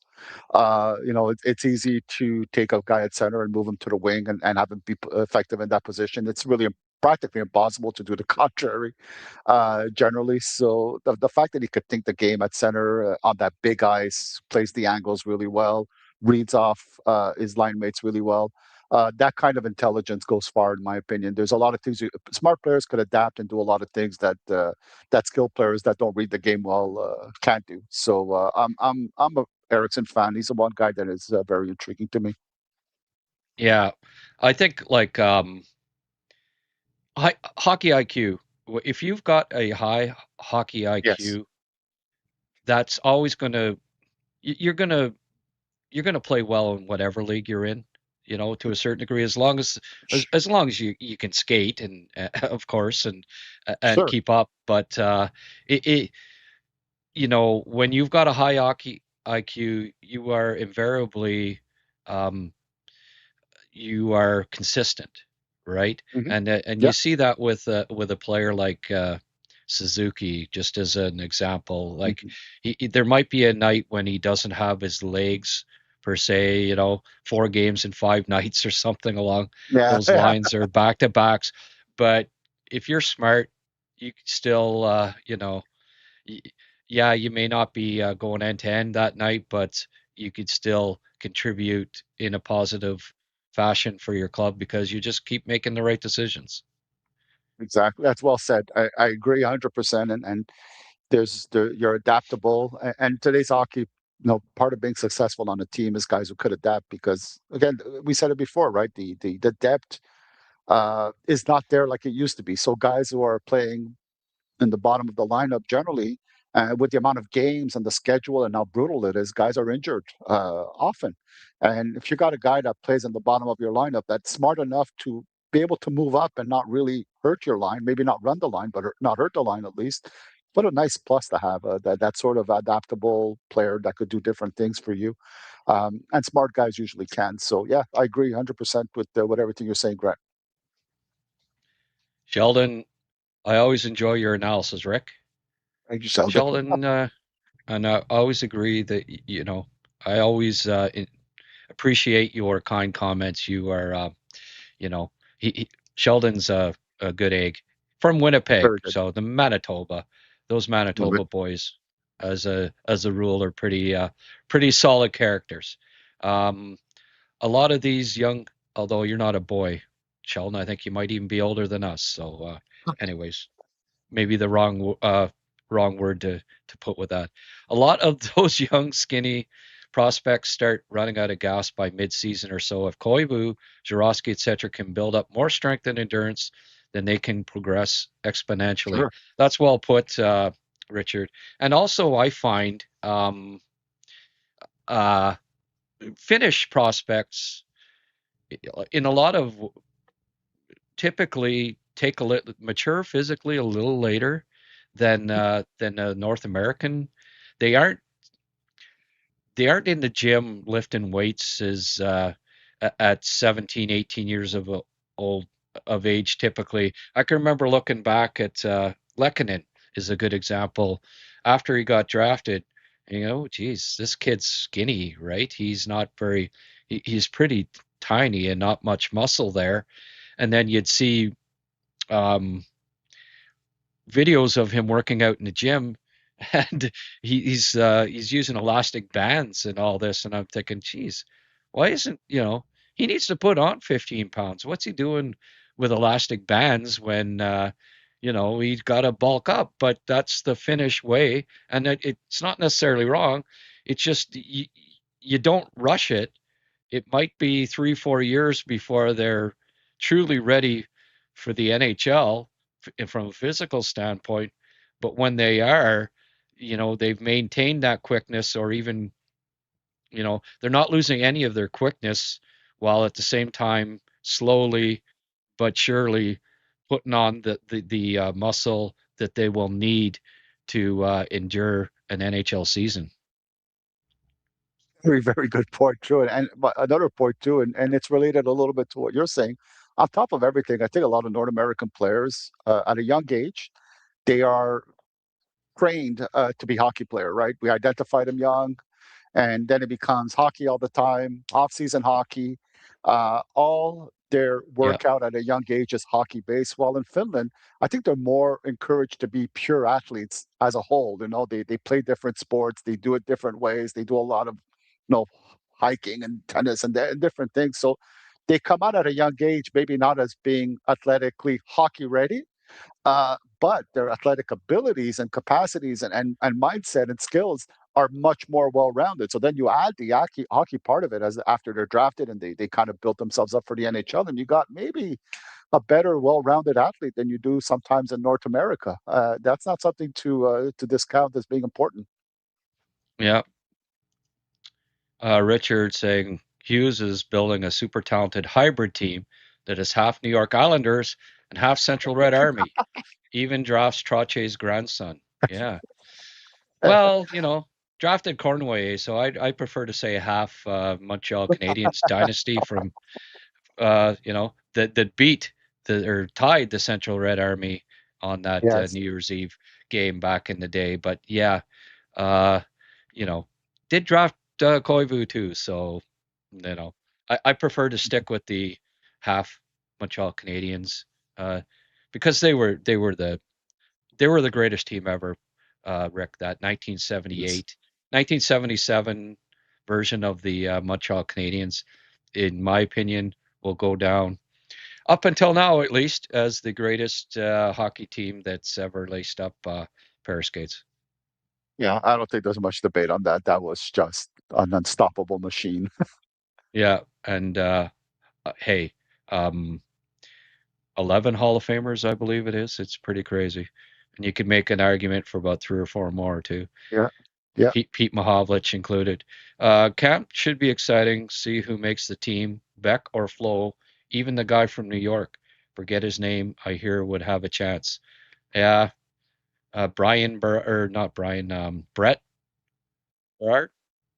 Yeah. I I don't don't. see him. I don't think so. Yeah, I don't think they're looking at a five. Like they just got rid of their 5'9", their other 5'9" Yeah. forward after 15 years, and I don't think they're going to turn around and say, okay, we need to a lesser version of Brendan Gallagher. That we need to replace Brendan Gallagher with a lesser version because we need another 5'9" guy in the lineup. I don't. Yeah. Uh, I he basically spent the majority of the year in the AHL, and when he was up with New York, which is not as good a team as Montreal, No. he did not produce. So I don't think. I think there are even Condada has a better chance, I believe, of making the team ahead of uh, the kid from New York because he. I don't see them just adding, and I've mentioned this before, and adding Beck or Jacky to be sitting in the stands. It's going to be either a Beck or a Jacky wins a spot in the opening night lineup to start, and somebody like Texier is sitting in the stands, or it's a player perhaps like Kandata, who is versatile, can play wing, can play center, can win faceoffs. He's not going to have one bit an issue with making an NHL salary to sit in the stands most nights. He's not a kid. He's not a kid. He's not someone that is still developing and is thought of as you know a future third liner on the Montreal Canadiens.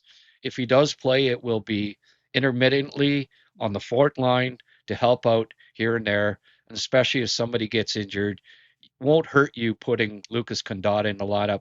The kid's very good defensively.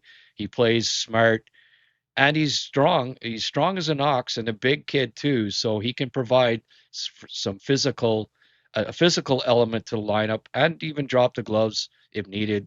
Um, I think if it were up to me and it's not Beck or Jacky, or maybe a surprise, another player that just dominates, has a wicked preseason, but those are the two that I think have the best chance out of the prospects, the younger prospects. If not, I would lean towards Lucas Condada being the 13th forward, and you know, and they going with those 13 to start the year in Montreal. That makes sense to me. Why not? I mean, look, Condon is also amazingly well respected by all his teammates. He's a team Oh, captain in Laval. Guys character swear guy. by him, and they're happy to have him around. And guys like Jack and Beck again, they want to play, and I understand that one. And I'm not saying they're going to be there around the team causing problems or complaining about it. I think they're young guys who understand their role in this, but Right. why use them if why have them play with the Habs if they're not going to be playing with the Habs. And if there was one player that I could foresee making the Habs, I think it's going to be Beck is the number one option right now, just because is it's steady. I think he's done about as much as he can in the AHL. And I mentioned it at last show, Grant, when we were talking about him in the top prospect.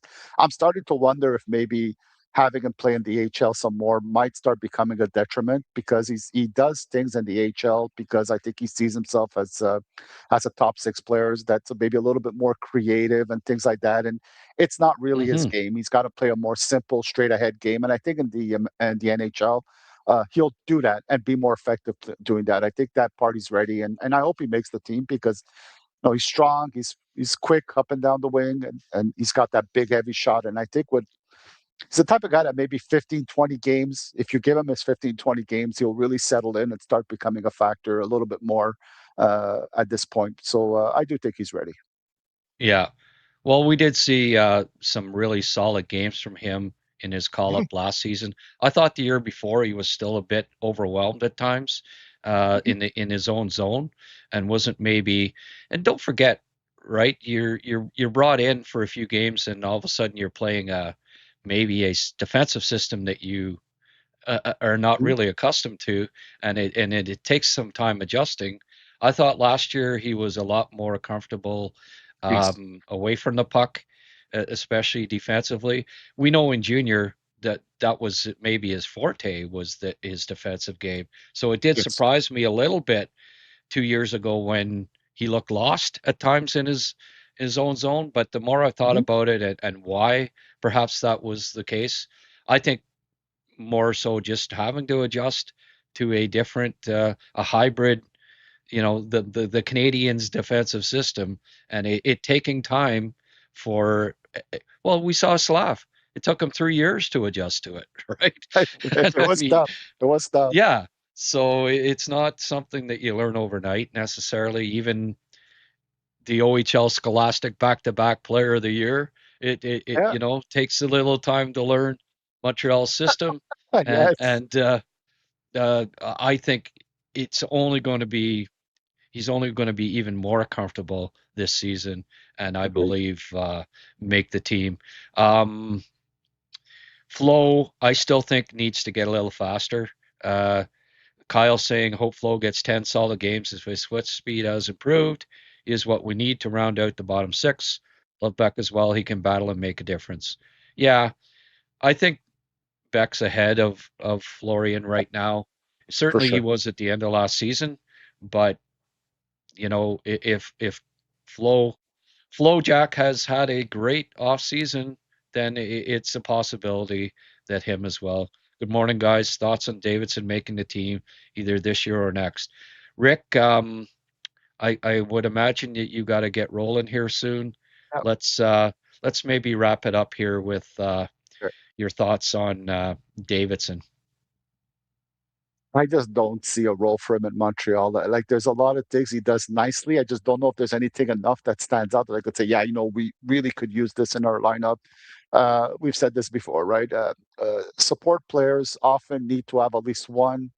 No, they need to have something that stands out a little bit in their game, and I just it's not really quick enough in my opinion. The shot is good, but it's not great. He's kind of tough, but not really a guy that's going to worry anybody. I don't know if his foot speed is there enough. So there's just a lot of things he does well, just nothing he does well enough to me that tells me that he's going to have a role in Montreal in the upcoming years. Yeah, and I did not see a progression in his game last year. That too, yeah. And he did get a good look. He It may have been on the fourth line, but that's where he would be if Yeah, you made them Canadians anyways, right? right, But right. he got quite a few games, and somebody that was a goal scorer at the AHL level wasn't able to score at the NHL level, and he would have to because Mhm, he's not the biggest guy, again, not the best skater. The size skating combination is average, and he competes. He's smart, but if he can't score at the NHL level, I don't see a role for him. And he got a good look last year. what concerned me more than anything was that it looked like he had his stats went down, and for a guy that had made such a nice jump the previous season, for him to, I don't think he looked as good last year at the HL level. It wasn't just the No. stats, just him in general. When he went back, I don't know if it affected him that he got sent back down or not, that he had, he was despondent that he had not made the most of his true NHL chance or not, Hmm. but it did seem like his game was not as solid as it was the previous year, and that's usually a red flag. Right on. I agree. Yeah, Okay. sounds about right. All right, Rick. Uh, well, look, I'm going to let you go. I'm going to stick around for a few more minutes. Ask me some questions here quickly, folks, and I'll wrap this up soon. But Rick, as always, thank you. We got to let you get Thank you. back and finish those rankings, my friend. Absolutely, Is Grant. it But thanks a lot. is it raining in Montreal today? To be honest, I had to close all the windows because or Oh, else there's a okay. glare in the Yeah, room. yeah, yeah, yeah. So But like, was it I'll raining take a this look. morning or? No, but they're calling for rain at some point today, so I'm gonna try to Okay. get Barney his little 15-minute walk and Yeah. I get back to work. Yeah, well, 100% in Ottawa today. It's been raining all morning, so Ah, um, got to get Chester back out for a yeah, it's walk. sad to hear that. He got quickly this morning, but yeah, he's doing well. So Love it, love it. let's get our pups out for a walk this afternoon, Rick, Absolutely. for sure. Okay, thank you so much, and Thank you, everyone. we'll see you later in the week, maybe promoting that Yes, fantastic top 20 that really look forward to. thank you, Grant, and thank you, everyone, for listening. And we'll see you all soon. Okay, bye bye. Rick Springhetti, folks. Always fun to have Rick on. And hey, this summer I've been given, the regulars the summer off, right? It's and it's not like there's a heck of a lot to talk about. Rick, of course, we make the exception for because he's we like to talk prospects on Sunday. He's our Sunday summer brunch Sunday guy, and I really appreciate him taking the time during the summer on Sunday mornings to be doing this all the time. We've had over 100 people tuning in for most of this podcast on YouTube, and I think that's great. Um, Listen, uh, please hit the subscribe button if you haven't already, but especially like this episode. That does us a world of good, gets the algorithm kicked in there, YouTube, and we can it's good to have that um, drive the traffic and drive that algorithm. Every time you hit the like button, it just helps our cause here. So thank you if you're able to do that. It's always well appreciated. Um, Cocoon, that's a kind of a new name here. He's suggesting that rain is good. Absolutely, rain is good unless you've set records. I don't know about where you live, Cyber Cocoon, but here in Ottawa, uh, they've been taking stats for over a century, 140 years. Never rained more in this summer, any summer than it has this summer in um, in the Ottawa area, and that's not good for farmers because crops are getting molded, and too much rain is not good. You got to kind of find a balance there. And what we need here is a couple of weeks of steady sunshine in the Ottawa area. But, rain is good to a certain degree. Our grass is green this year, but at the end of the day, um, need sun too. Grant, do you see Hughes making a trade before or shortly after the season starts to address either top 2C or top 6 or right D? Well, Peter, I did a podcast last night. You should go have a look at it. I absolutely think that they should make a trade. I said trade Zurowski and Engstrom now. while their value is high, because I don't know that they necessarily have a spot in Montreal's lineup in the future. Certainly not anytime soon. Jarosky, maybe down the road, but do I think he's going to be, if he's a surefire top 6 player for the Habs in the future? I just don't know that there will be a spot there. Maybe, but it's in question. I think he's really highly regarded throughout the league, and the time to trade him may not be any better than it is right now when that value is very high, and try to maybe, a package deal where uh, Enstrom and Jarosky get packaged together in a deal, because I did a poll yesterday. I'll see if I can um, find it here. Let's see if this can come up. What could the Canadiens get in return for Adam Engstrom?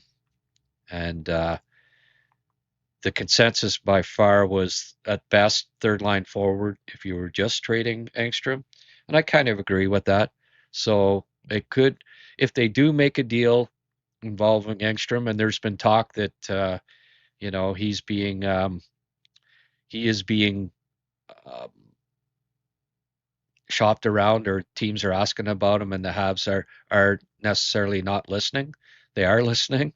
If that's the case, then hey, why not see if you can't get a uh, another top 6 piece, somebody that's in that mix, and or a right defenseman that can come in here and alleviate the issue that there is on the right side, with left defensemen having to play on the right side over the past couple of years or 3 years.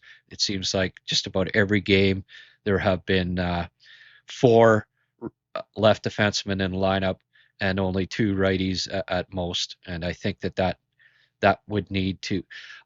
Ideally, you've got 3 right-handed defensemen and 3 lefts, and I hope that this year the Canadiens address that and have and get another right-handed D-man, preferably one with size. My proposal, and you can go watch the podcast, but I suggested Jarosky and Engstrom for Whitecloud and Samuel Honzek, who is a 6'4" winger that's battled some injuries the last couple of years, that has played for Calgary and almost did make the team a couple of years ago, and then ran into injury problems.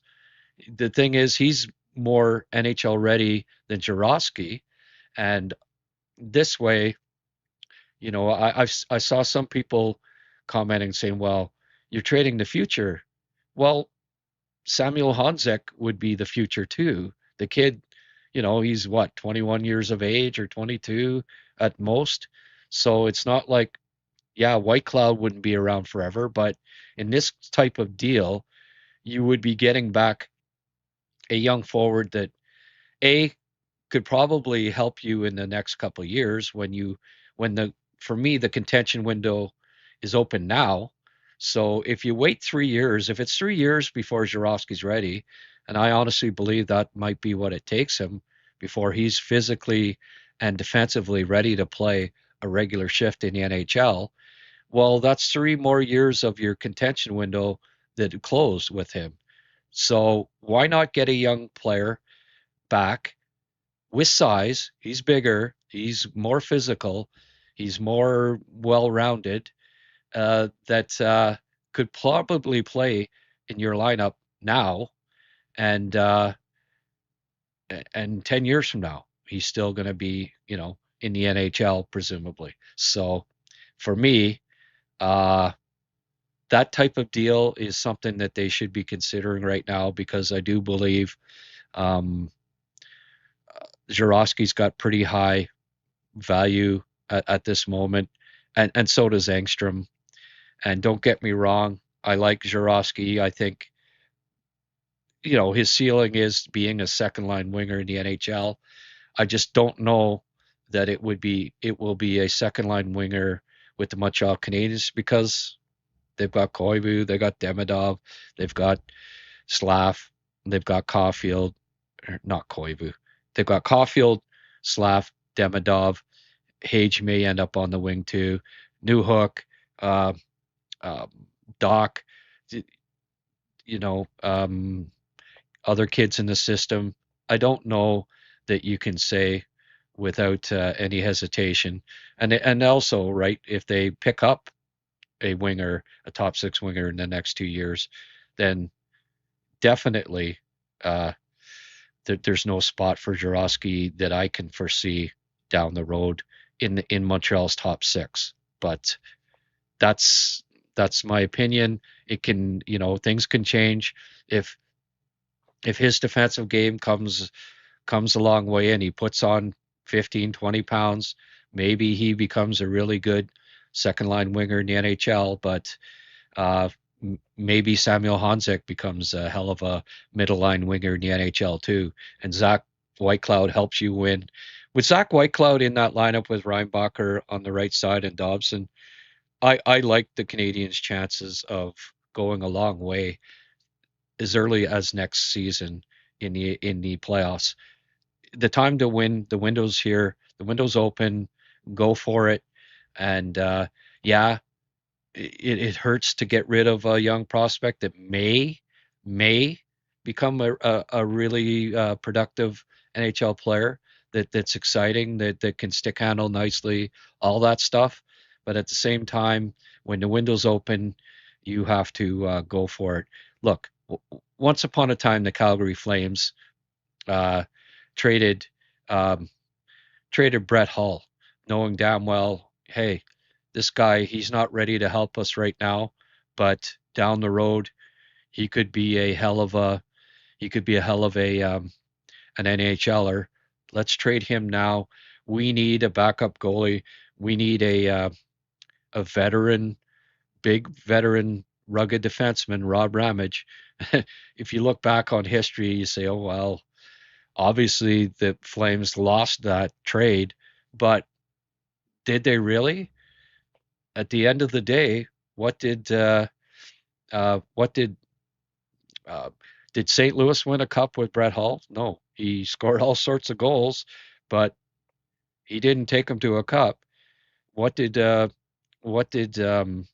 Rob Ramage was a huge part of Calgary winning a cup. So it's if you look at it in that perspective, Calgary is the team that won a cup. And Cliff Fletcher said it at the time too. It says, I know we're going to lose this trade long term, but short term, we need these guys to help get over the hump to beat Edmonton and to make it to and having Ramage in that lineup was really needed if they wanted to beat an Edmonton team that looked invincible at the time, and they did. So uh, another example in reverse with Calgary now, Jerome McGinley, right? Dallas was looking and they were saying, we need we need a Joe Newendike. We need that second line center, right? The two way. We've got Modano, but we need that. We need the bookend there, and let's get Joe Newendike from uh, and give up our big prospect who we know is going to be good, and in 5 years will be better than Joe Newendike in Jerome McGinley, because our window to win is now, and we need a Joe Newendike to do that. Well, yes, Jerome McGinley became a Hall of Famer, and I don't think that's what Jurowski is going to be, but maybe down the road.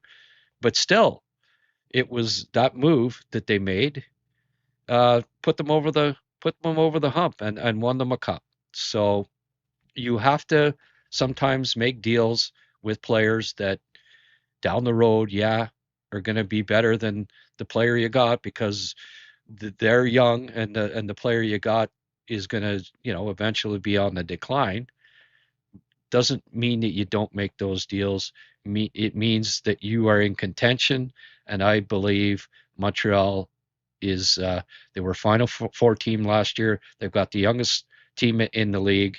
They need to get get a couple of veterans this year to truly compete, and I think they can starting this year. And what it's going to mean is trading a couple of your young assets in the system and to get those pieces. There aren't many pieces of the puzzle left here, I don't believe, but these guys are assets that can likely get you those pieces of the puzzle, or at least one of them. And again, in how I'm framing this, with you're not just trading the two of them to get Zach Whitecloud. Why I like the idea of packaging them is that value would be more than Zach Whitecloud. So you go after, get one more prospect, 6'4", size, middle line, former first round pick, young, middle line potential all day. That if he works out, is part of that. Uh, you know, could help the team this year and next year, but also in the future, just as you would have been expecting with Zborowski eventually with the Canadiens. Although I still, I don't know that Alex Zborowski would be a regular in Montreal's lineup. Right now, I'm not convinced of it. I love the ceiling, but the floor for me is pretty low on him too. There are some things that concern me when I watch him in depth on video, and I think he's there are question marks there. So for me, that would be the guy. Those would be the two guys that I would most be willing to sacrifice to try to get the pieces or piece that you need to help truly contend over the next 2-3 years for an NHL title. We had too much rain these past few years. Don't need it here. Yeah, exactly. Talk about Crosby potentially coming to Montreal is just clickbait. Sid's camp's discussing a contract as we speak. Crosby's just deciding whether it's 1 or 2 years. Yeah, I don't see Crosby coming to Montreal. Gary was saying, why is Crosby's name still around traded to the Habs? Look, we did a video last September where Liam McGuire was on, and he said, I think Crosby's a Hab before the end of the season. Of course, I made that the headline because it was a quote from Liam, and we got more than 7,000 views, right? But you can't be doing those. You can't be doing those all the time. But also, Liam truly believed it at the time. He thought, and I kind of, if Pittsburgh hadn't competed last year, I could have. There was part of me that thought maybe Crosby, he wants to go out winning the cup. If there's any team that Sidney Crosby goes to other than being a career Pittsburgh Penguin, for me it would be the Montreal Canadiens. That's the only team I could see him finishing his career with besides Pittsburgh. But still, it's still 90%, I think, that Sidney Crosby in his entire career in Pittsburgh, just like Mario Lemieux, just I see him retiring a Pittsburgh Penguin. But if he ever did end up in another organization, I think it would be Montreal. What are your thoughts on going after Beniers? I think he would be cheap, and you're getting him when his value is lower. He might be ready to explode with the right teammates. I don't see him being cheap, Peter. He's till further until the other center prospects in the organization are ready. He's still the number one center in Seattle. Don't see Beniers. He was their first, top 2 pick in Seattle's first NHL draft, and kind of the face of the franchise. I don't know. I don't agree with you, Peter, that he would be cheap. He would be quite expensive, and I also don't think that Seattle would be looking to move him. To be honest with you, I haven't given up on Philip Machar. No, I ranked him in my top 30. I mean, barely, but he was in there. I haven't given up on on him either. Uh, Zblip, ZB-lip, Z-blip, Z-blip. I don't know, however you want it pronounced there. Love your Calgary trade, Grant. Oh, cool. I like that deal, Grant, for Whitecloud and Honzik. Would you put Honzik on the wing or center? I I believe that Honzik is ultimately going to be a center in the NHL, but there's some potential there. He just kind of sidetracked a little bit by injuries the last couple of years, but as I say, he's closer to helping the Canadiens than um, than Jarosky. He's still only 21 years of age.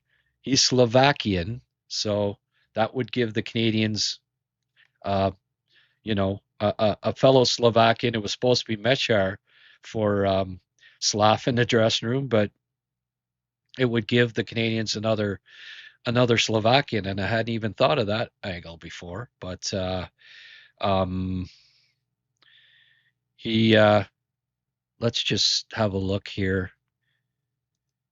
He was 54.5% on faceoffs last year, but he only took 11 faceoffs, so he's not. He's a winger at the NHL level. He would be a winger, but ice time wise, he got to look. The thing is that he did not play Calgary after November of last year. I think, this year or next, he's ready for the NHL. He can help the Canadiens, bring size, top. He's got second line upside, just like Jarosky. But right now, Jarosky, I think, has a little more value. So, um, a team like Calgary, I think that there's a good fit for Jarosky because I see him being a top 6 forward in Calgary down the road. But I don't see it in Montreal. Conversely, Honzik, he would bring that size that I think the Canadiens need in the top 9, uh, down the road. So I don't know. It just, it's just as me. There's no, I haven't heard the rumors that this trade's been talked about or bandied about. I have no idea. It's just me, you know, uh, getting on my NHL PlayStation and coming up with a possible trade for the Montreal Canadiens. White Cloud has a Stanley Cup and is very physical in front of the net. Just what we need. I think so. And it's not like he's over the hill either, right? He's not that old. What's White Cloud, 30 years of age? For a defenseman, that's being in your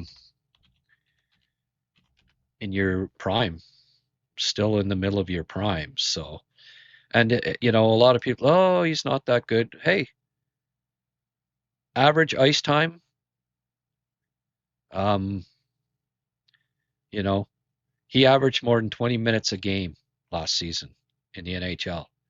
and with Vegas 1846. So top 4 ice time typically.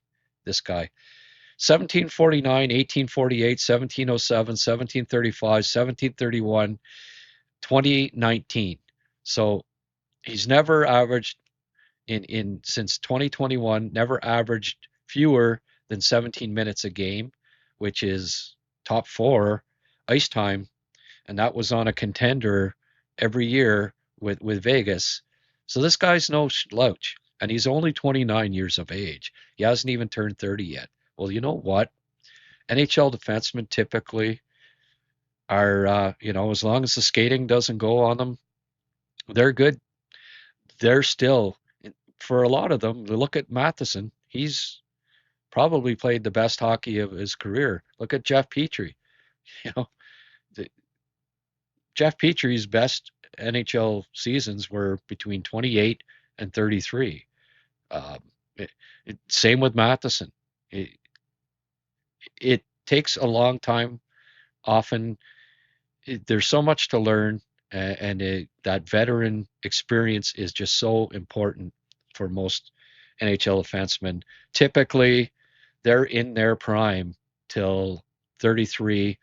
The great ones, it's later than that, but 28 to 33 for most defensemen is when they are their most effective because, you know, they've learned all of the little nuances that need to be learned to put up with the forechecking, to put up with to be positioned properly, to read plays properly. It takes time and experience. I mean, we've seen that with Montreal's young defensemen, right? You know, people are been impatient with Jack-Eye. Well, this and that. Look, don't give up on him being a regular either in the Montreal Canadiens down the road. It's just sometimes it's a matter of experience. If it's not with Montreal, it could be with another team too. That experience, repetition for a defenseman is more important than any other position because there's so much to learn. Sorry, by cheap I mean his contract is respectable at just over $7 million. Oh, okay. I didn't. I think he would be cheap. All right. White Cloud has 5 good years left. I think so. So it's not like you're just trading for the present too, right? I mean, Honzek and White Cloud, you could get 5 solid years out of White Cloud, and you get 10 out of Honzek. So it's not like you're sacrificing the future for the present, right? Zach Whitecloud? No, he never was drafted. Always from Brandon, Manitoba. No wonder you like him so much, Sheldon. No, he was not drafted. And I like I like his his path. It wasn't the usual one, but big 140 blocks last season, right? And 124 hits. 264 combined in hits and blocks. I mean, this guy is a warrior, right? He's got the size, he's got the physicality, he's exactly what you're looking for. Block shots, clear the front of the net, good size. He's an ideal fit for the Montreal Canadiens if they want to make this next step and beat the Florida Panthers or the Carolina Hurricanes in the playoffs over the next couple of years. They need a White Cloud, in my opinion, and Reinbacher on that right side. Over the next while, he played up until the age of 20. Okay, he played in the Manitoba Junior Hockey League.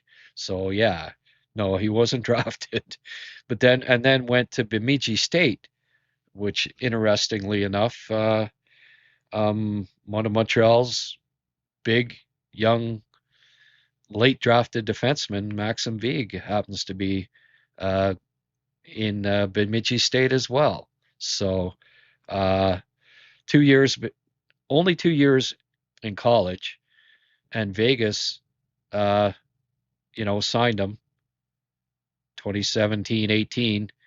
Played in Chicago 1 year, played one game with Vegas. The next season, 35 games, Chicago, 16 with Vegas. By 2021, he was playing 51 games with Vegas. The next year, 59.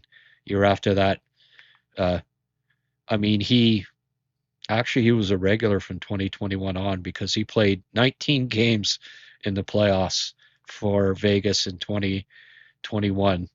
And this is,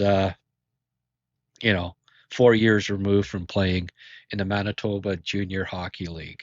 Quite an ascension. Can't think of the last guy that would have gone that route.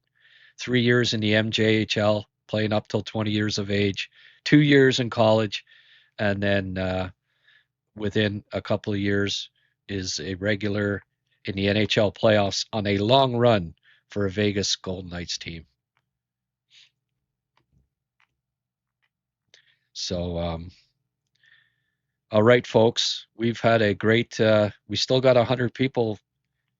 Hey, look, hit that like button, subscribe if you don't mind. I can go a little bit longer here. I don't like packing it in when so many people are watching. So, you got a question for me? Fire it at me really quickly here, and I'll keep going for a little bit. Yvon Lambert, recovering in hospital. I guess he had a fall. All the best to Yvon. I hope he's okay. Fresh pieces floating Morgan Frost as a possible Montreal center target. I don't think so. I don't see him being that's not what they need at the second line center. I give me Kapanen, better all around, bigger. They don't need an undersized second line center. They would be quite small down the middle if they got Morgan Frost. Three of the 4 centers on the team would be under 6 feet. That's not a recipe to winning at playoff time, folks. And Morgan Frost has never been accused of being rugged or good defensively either. That's just rumor. I don't see that being, okay, well, Zach Whitecloud and Morgan Frost for Jarosky and I don't know. I don't know that I'd offer Jarosky and Engstrom for that package. Connor Hellebuck, more discussion today about why Winnipeg still hasn't moved him and whether the asking price is simply too high. Look, the other thing, I think the other interesting thing that happened, Dima Zhilkin, yet another CHL prospect heading to Michigan starting next year. No, he won't be in Michigan this year playing with Hage, but man, the Hage is it's okay. They still got a bunch of guys going. Like Landon Dupont's going to be playing with Hage this year. Spence and Malcolm Spence and Horikov are back.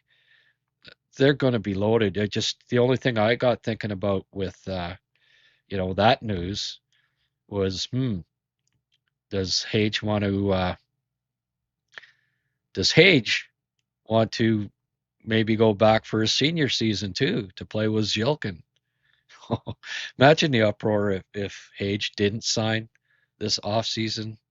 It would be quite a furor, but I would put the odds of that happening at less than 1%. I would think I'm pretty sure that Michael Hage will be signing with Montreal at the conclusion of this season. But Hurlburt is gone there. Nesbitt, Valentini, of course, was drafted fairly high. Cam Reed, Dupont. So we got like Hage is going to have Horkov, JP Hurlbert, Jack Nesbitt, Malcolm Spence, Valentini up front to play with him this year. And then, of course, Landon Dupont and Cam Reed on defense. And, you know, that's quite a group, right? I think that their power play this year is going to be absolutely lights out, folks. It's going to be, uh, I think, I'd be surprised if he's not. And then Henry Muse coming back from injury, like one of those three defensemen is not going to be. um, Maybe like, are they only going to go with one defenseman on the power play? You've got Muse, you got Reed, you've got Dupont. I mean, wow. I see all three being on the two power plays, but probably two on the first one. But then who are the only three forwards? It's just they're loaded for bear. Uh, I can't wait to watch that power play with Dupont and Hage running things. It's gonna be electric. I will have Hage videos all season long. I'll be profiling on here, podcasts steadily. I'll also be putting up obviously a lot of his games exclusively to Patreon too. So if you haven't subscribed yet to the Patreon page, you should probably do so. You know, especially because if you do, you will be entered in a draw to win 2 tickets to the last exhibition game worth $577. You see that green black dot that I have on this seating graphic? It is where the seats are. Pair of tickets, section 124. I watched a playoff game, Tampa, Montreal. I was invited by Paul Antoniadis um, to the game, and Montreal won that one actually at home. One of the rare ones that they did. I should have probably showed up for more, but the seats couldn't be better. They're absolutely perfect. The view is fantastic. This is the last exhibition game, so it'll be a great game to go to. Have the last look at the prospects. Get back to me. You win those seats. Tell me which of the prospects should make the team. We'll even have you on the podcast after to talk about being at the game if you're not too shy to be on camera. But the only way that you can win these tickets, folks, is if you are a subscriber to our Habscast Patreon page. So you see the address there? Sign up today. It's $5 Canadian, folks. That's it. $5. And you know, hey, if you don't win the tickets, no biggie, because you know what? For $5, you get more scouting videos than any other website that follows the Habs. Because I guarantee it, I will be absolutely inundating that site with prospect videos. Anyone that's got the subscription right now already knows that. They've seen in the last week uh, with hardly any prospects playing, how many videos I put up there exclusively on Patreon. So sign up today, folks. I appreciate it.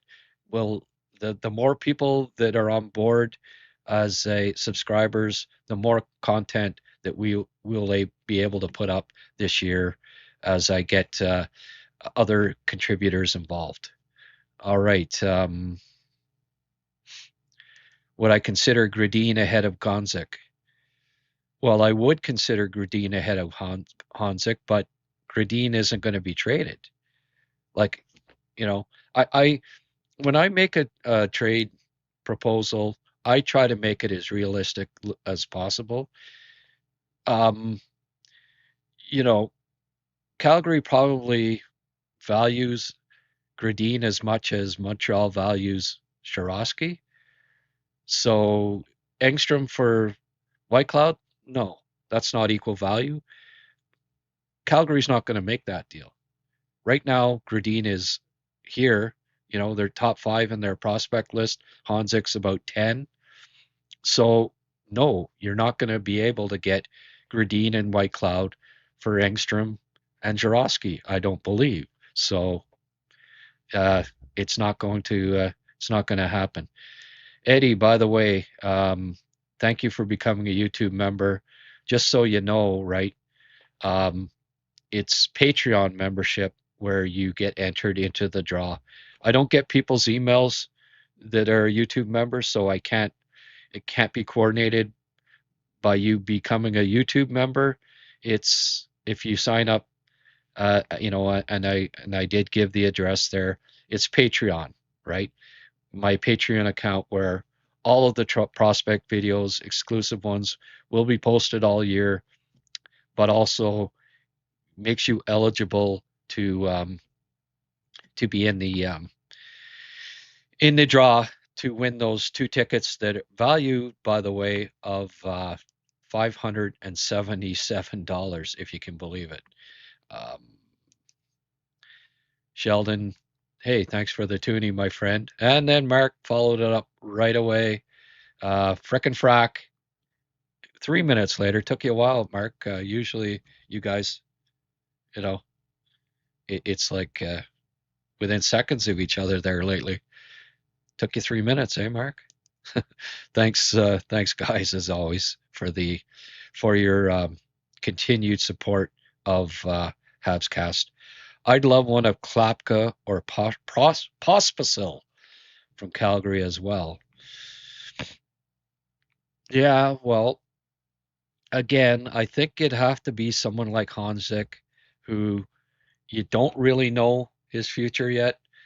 Klapka and Pospisil, they're already in their lineup, and I don't know if Calgary would go for that deal, but I see what you're saying. And also, they bring grit and size too, right? So, yeah, I wouldn't necessarily be averse to it being one of those two if, if it was a 2-for-2 deal involving Calgary. And a good point by you, for sure. Billy D says, yeah, I would. And again, yeah, sure. I'd consider Grudine, but I don't think Calgary does that deal. It has to be a fair deal for both sides. I don't see that being the case. I don't see Calgary pulling the trigger on that. They may think that Grudine will be better than Jarosky, and they may not be. They may not be wrong. Mark has the best odds to win the tickets. Oh yeah, that's true, eh? That's true. Because if you win them, you're transferring them to Mark. And if Mark wins them, well, he ain't transferring them to nobody. He's going.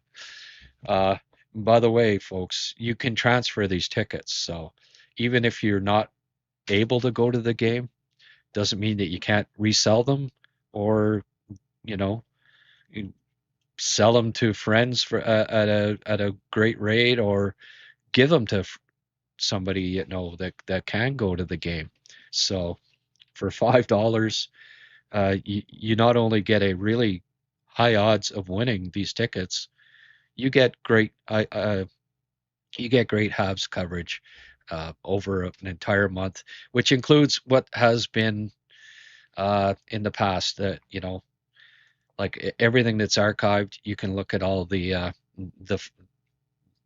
past articles that have been put up and videos that have been put up. So. Thanks for your opinion on Philip Machar. It gives me hope.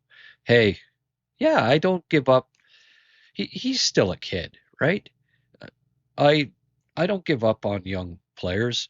Look, it's obvious that Pascal Vincent was not the biggest Philip Machar fan, or he wouldn't have sat him out in the playoffs, and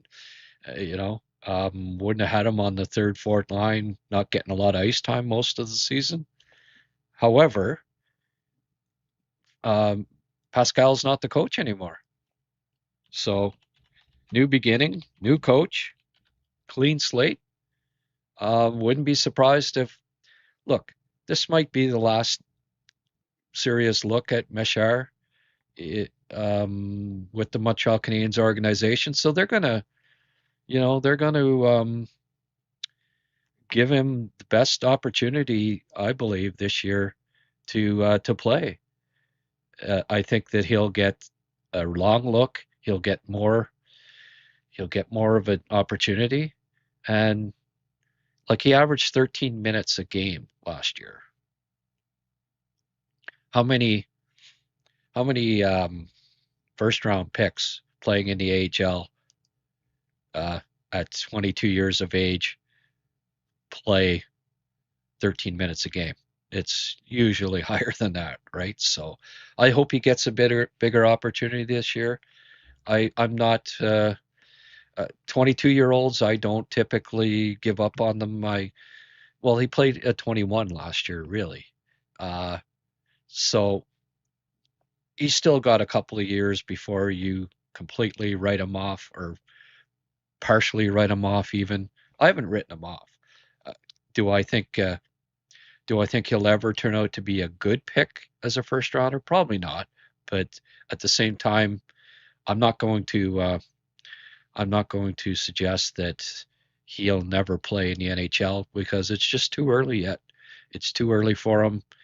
Time is running out though with the Canadiens. It might be elsewhere that he gets a better opportunity if he does not make a substantial jump this year. No other Habs podcaster has as good a content as Grant. Not even close. Thanks, thanks, Sheldon. I appreciate that. And we're going to keep politics out of it here. Thank you, Mr. Niles, whatever your name is. I'm going to keep patriotic here, and we're not going to go negative on Canada right now. I'd rather not. We'll keep it to hockey as Gary Pocket hoped and suggested. All right. I seem to be caught up. If you've got any more questions, I'll give it one more minute here, but please pass them my way now. We've still got a lot of people watching, so if you want me to stay on for a bit longer, you're going to have to ask me a couple of questions because I, as usual, try to get to everything in here. Not your usual podcast. I try to get all of the and react to all of the comments, or most anyways. Try my best.